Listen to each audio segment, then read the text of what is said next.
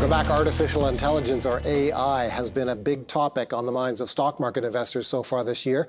Our next guest says that AI's impact on productivity is likely to put trillions of dollars on the table in the global economy in decades ahead. We're joined now by Michael Chui. He's partner at the McKinsey Global Institute, the global consulting firm. Michael, thanks a lot for joining us. There's a lot of fear about AI as people read about it, perhaps for the first times in their lives, for the first time as it not being a science fiction concept, but something that's here and will surely expand in years ahead. Why don't we begin with the replacement of work by AI? I believe you say that AI and other technologies have the potential to automate work activities that now take up to 70% of employees' time. Why don't you elaborate on that thought? Yeah, I mean, first of all, we've had automation technologies for many, many years. Artificial intelligence was invented in the 1950s. That figure is a theoretical figure, but what usually happens is not that a robot comes in and does everything that somebody does in the jobs. What we found in history and continue to see going forward is that automation and AI will do parts of people's jobs. And sometimes we describe that as, giving people superpowers, because if an AI can do something that's sort of boring and, like creating a first draft of an email, that frees up time for me. That allows me to be more productive, allows me to be a more effective worker. And so it's really less about, a robot coming in and doing everything that somebody does, and therefore they lose their job. Rather, it does parts of people's job, this partial automation, giving them more time to do more effective and productive things. So you do not forecast a meaningful shift higher in rates of unemployment around the world? Well, we're not forecasting unemployment. We do think there's enough work for people to do. So the important thing that we have to do is both deploy these technologies so that we can all have superpowers, so we can be more effective workers.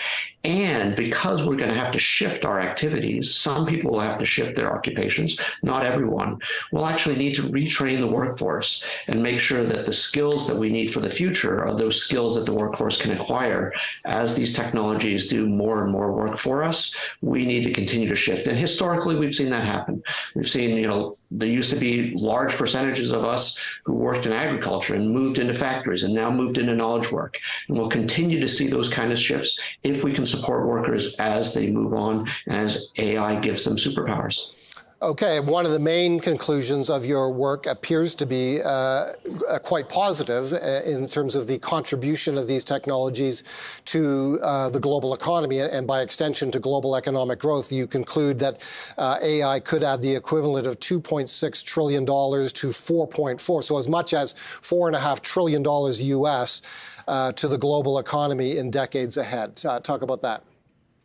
That's right. We looked at new use cases, new ways in which these generative AI technologies, this ability, that ChatGPT and others have created, if you see what these can do, whether it's helping computer programmers write computer code, whether it's helping marketers provide, more targeted marketing offers, whether it's being able to provide better customer service to more and more customers.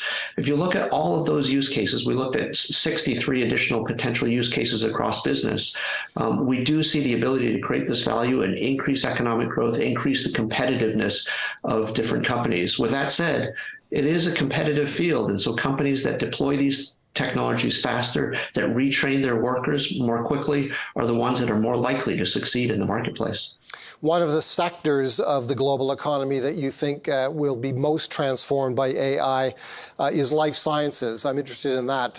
Again, one of the hopes, I think, of artificial intelligence is that it can really accelerate the work being done by life sciences professionals in trying to tackle cancer, other very, very difficult diseases and conditions.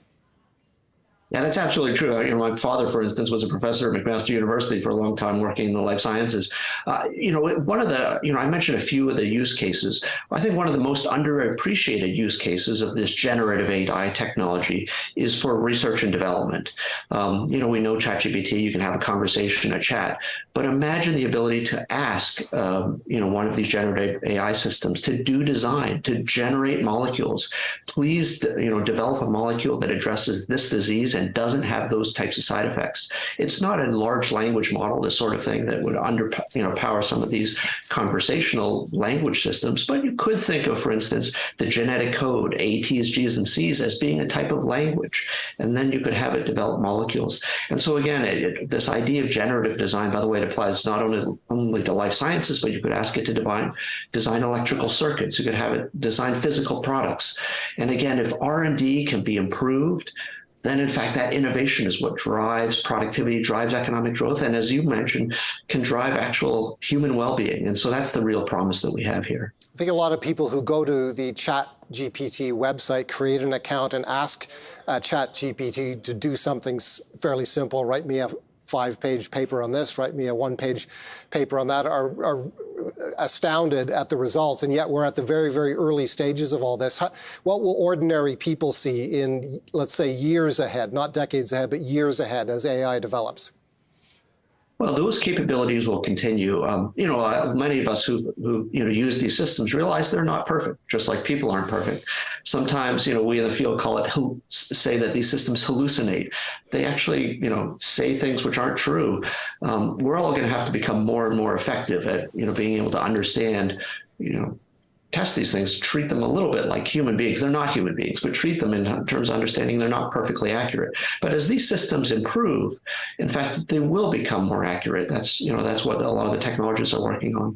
And then, again, we talked about the fact that these, in many cases, are, quote unquote, writing in English. But, again, you're starting to see these things be able to compose music, be able to do more video as well as images. Images actually came before at least in the public domain, that came before this, the large language models.